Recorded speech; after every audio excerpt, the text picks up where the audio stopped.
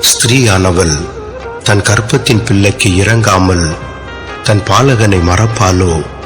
அவர்கள் மறந்தாலும் நான் உன்னை மறப்பதில்லை. இதோ என் உள்ளங்கைகளில் உன்னை வரைந்திருக்கிறேன். உன் மதில்கள் எப்போதும் என் முன் இருக்கிறது.